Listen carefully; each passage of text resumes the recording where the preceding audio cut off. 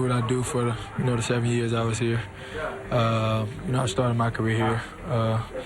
Did whatever I can. I mean, it's going in another direction. It was great to me, so I feel good. What were the emotions of the guys when you talked to them tonight? I mean, everybody upset, but hey, like this what happens. This part of the league. I mean, they gotta continue to do what they do. I wish them the best, and now I just gotta, go do what I can do to help the Bucks win.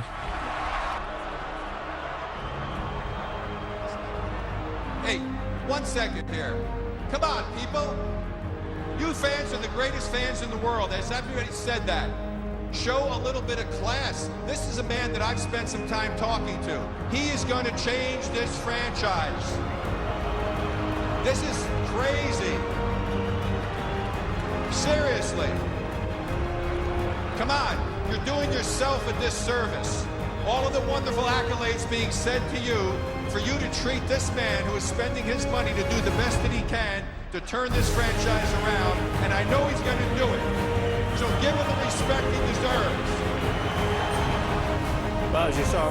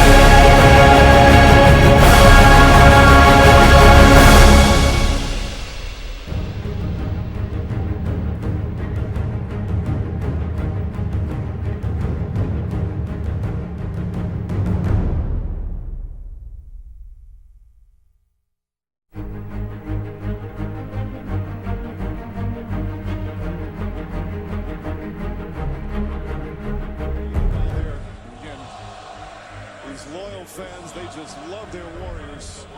One of the great atmospheres in all of pro sports. It's so unbelievable because they're such great fans and they haven't been given a lot of success in the last 2 decades. It's been fleeting. They get their first playoff series win in 6 years, only the second one in 22 years. As Tony Parker and Boris Dio sit down, it's always a tough way to end the season with a loss. After they get through the disappointment, think about all they accomplished this year. Winning 47 games, getting the number 6 spot in the West, knocking off Denver in the first round.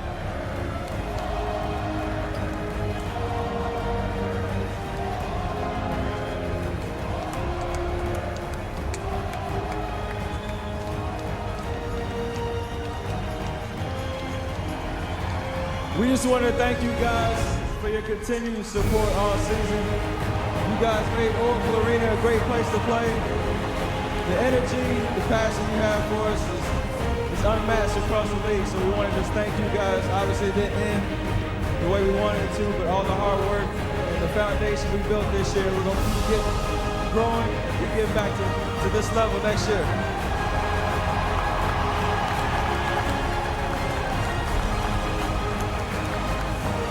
We're going to bring y'all into our huddle. When I say 3, we say just us. We break it down for the team. 1, 2, 3. Just us.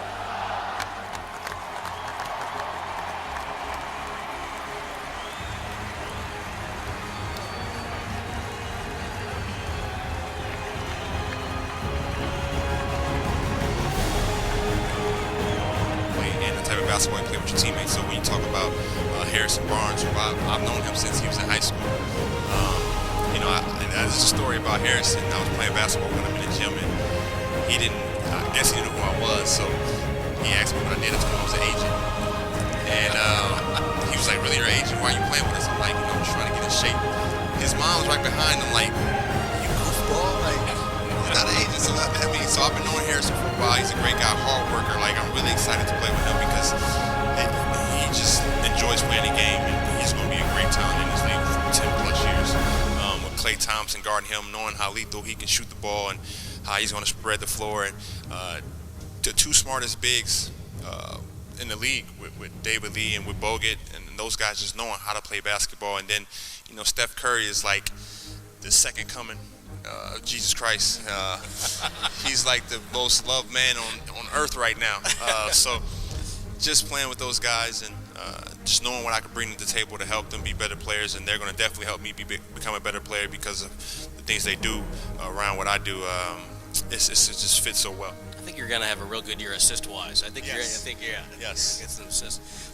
Bob, you mentioned you had to get two other teams involved, and that had to add a little bit to the tricky component of this. I'm still tired. Like I said, if you would have asked me, I think I did a short media availability before the draft, and was asked, what do you plan on doing in free agency? And we look at our financial picture and our roster, Tim, and you don't see much flexibility there. And even going back to talking to Rob, and he said, what do you think of Andre? And I said, I think he's fantastic, but we have no money, we have no room. I don't see a way to get him. Don't tease me with a player like Andre Iguodala. I mean, I don't see how we can accomplish that. But we displayed a lot of fortitude and put a lot of time and energy into it. And you know, it's just one of those things where we focused on it to accomplish it, and but very unlikely scenario that actually played out for us. Okay, we have media members in attendance. We have microphones for you. Please raise your hand if you have a question for either Andre or Bob. And I know most of the media members here, but not all. So if you would please say your name and your affiliation when you ask your question. And Denny Martinez has microphones as well on this side as well. So raise your hand if you have a question for either one of the gentlemen up here.